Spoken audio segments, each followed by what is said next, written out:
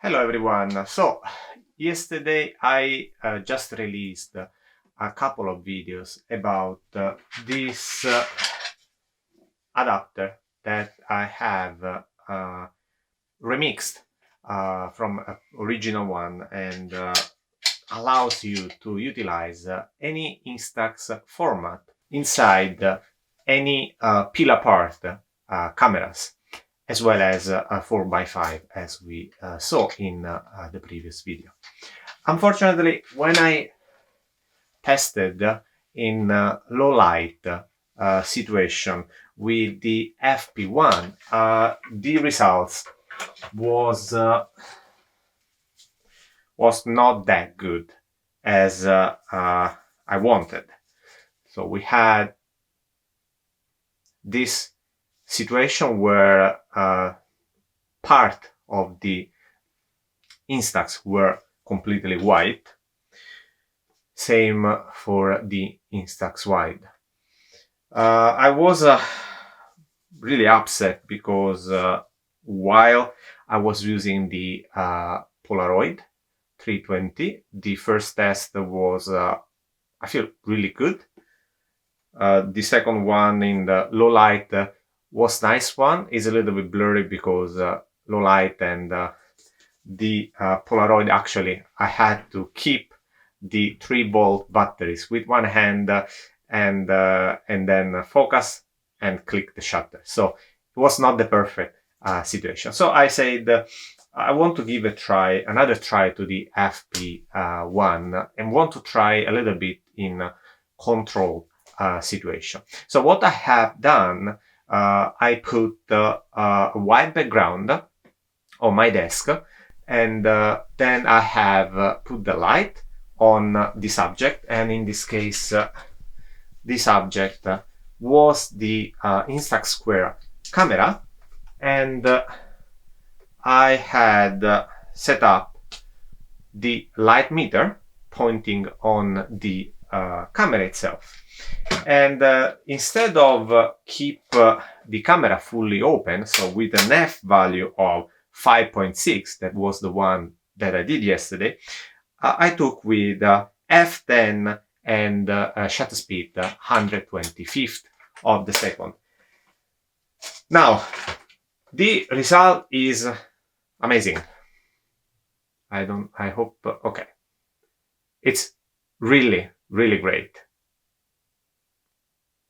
And it's a little bit darker, so I want to try to open it a little bit more, so change shutter speed or f value to check it out. But it means that it works with the FP1 as well. Now, for reference, all of these changing were done inside the changing bag.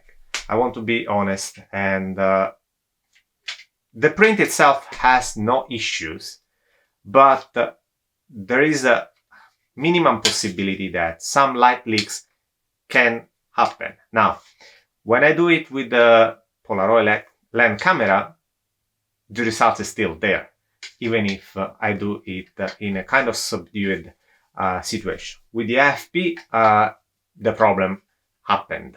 So I'm trying now one more time, again with the Instax Mini, and I will turn off the lights, but after I will put the film inside the case and put the dark slide, then in complete light, ambient light, I will put inside the FP1, remove the dark slide, close it, and try to take the same picture to check it out if there is any issues or not.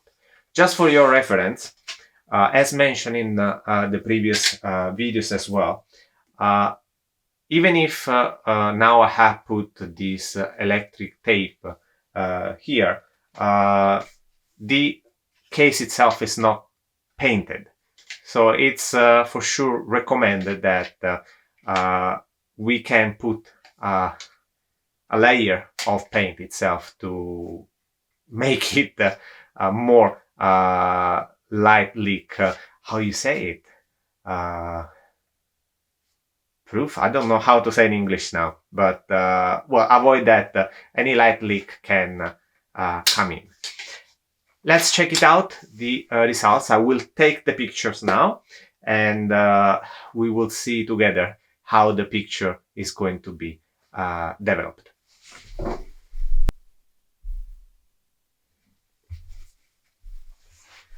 Okay, so what we have done now, I have put the film inside the FP1.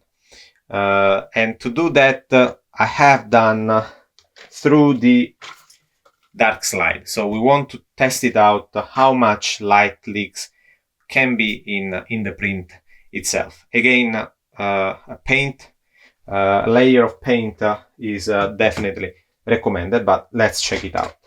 So if with F10 the results is really acceptable, really good. Now with this controlled light situation, we are going to take another picture of our subject. In this case, we'll say that again with F10 the shutter speed is around 200th of the second. We want to try to change the F a little bit, so let's try, for example, F 6.3. It says that the shutter speed is 500th of the second. This camera can go till 500, so that's good for us. And the 6.3 F, it doesn't exist in the setting itself, so we try to put this way, between 5.6 and 7. So with that in mind, all the settings are done. What I'm going to do again is to focus and then shoot.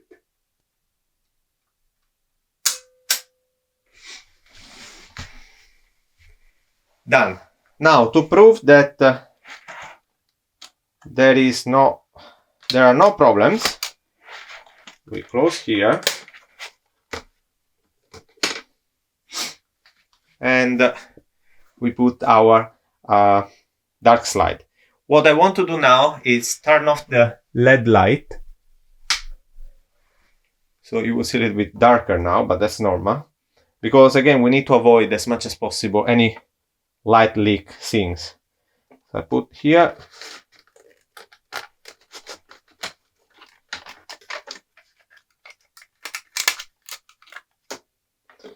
and I'm not sure that probably some light already passed, but we need to try.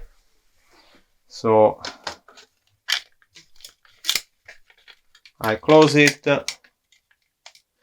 and now technically put back in a bag, but at the same time now I put in my changing bag and immediately put inside the camera and develop. Okay, so in my opinion, what is actually causing any possible problem is the dark slide with this electrical tape, because it doesn't smoothly go inside the case itself. So again, I highly recommend to paint it, and I will try to work on any possible improvement of the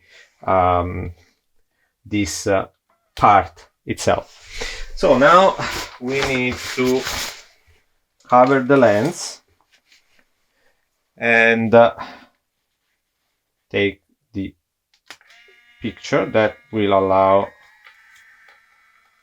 the film to develop. Turn it off.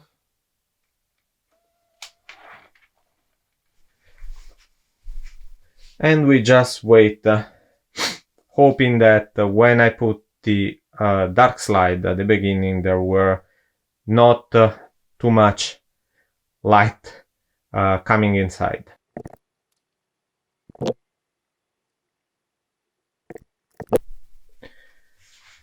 Okay, so not being able to come up as I wanted, third test, that should be kind of ideal situation for everyone, where we remove the dark slide in a kind of subdued situation. But when we are going to put it back, we will use the changing bag, because again, this slide, when inserting, because of the tape that I put here, it caused some light leaks. So again, I will turn on the light one more time, measure, and again 6.3 and 500. That is the same results setting that we had before. I will focus again.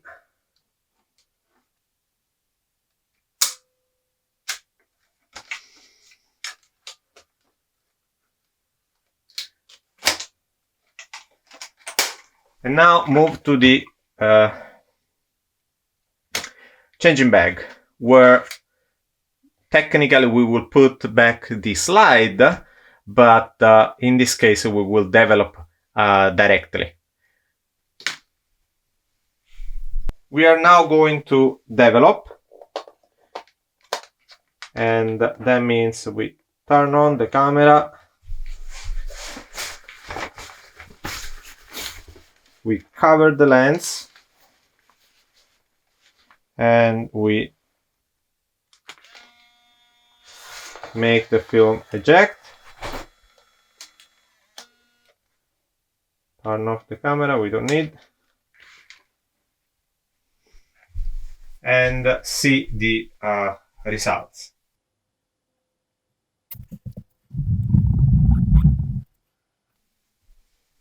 Yes, it works. Everything done in complete dark. Of course, it's the best. Put back the dark slide in the ambient light. It's causing some severe light leaks. And remove the dark slide when there is light around us. It still works. And when, of course, we need to theoretically put back the slides, if you want to develop everything at the end at home, it's definitely suggested so far to do it inside the changing bag. I will try to paint it and keep doing the necessary tests, but we can see that putting back the, removing the dark slide, it caused some small light leaks here, but that's not too bad, honestly. It can be, still can be managed in my opinion. So this demonstrates that luckily the FP1 is not defective, that this version of the adapter is working. We just need to take some precaution when we have to manage it, but we are really able to use any FP100 film cameras with our preferred Instax. That's the end of this video. Super happy about the results. We understood what are the problems and how to try to solve it. And of course, I will keep you updated after the painting status will be done.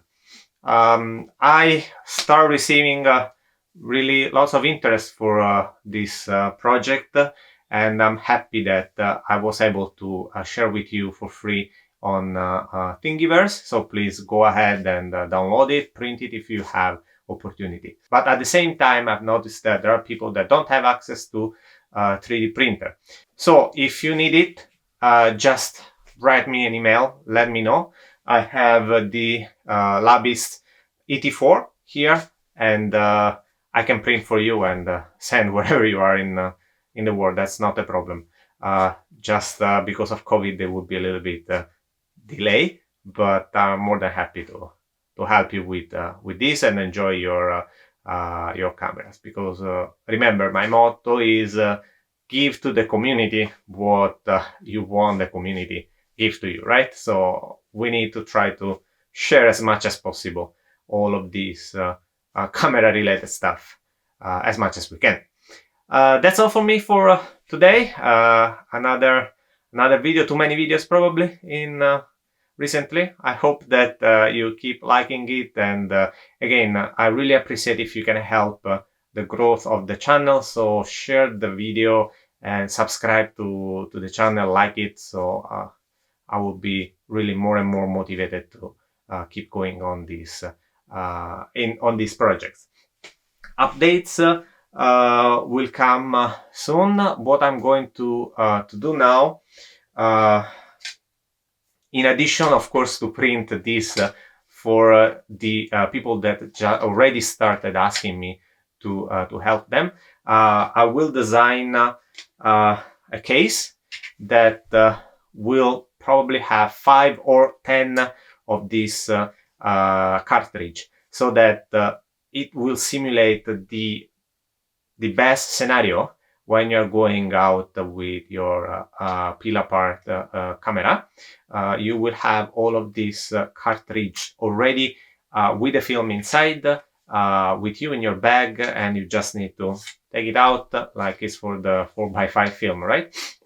And put in your camera, take the picture, and put back in this case. And then when you go back home, develop all of them at the same time. Of course, even this case will be available for free on Thingiverse. Just give me a little bit of time to work on the design. I'm still learning Fusion 360, so I'm still limited for all the things that I can do. But I'm sure, I will promise you that I'm working on that, and will how many that I'm saying and will provide you. So stay tuned on my channel. Until next time, as usual, stay click. Bye.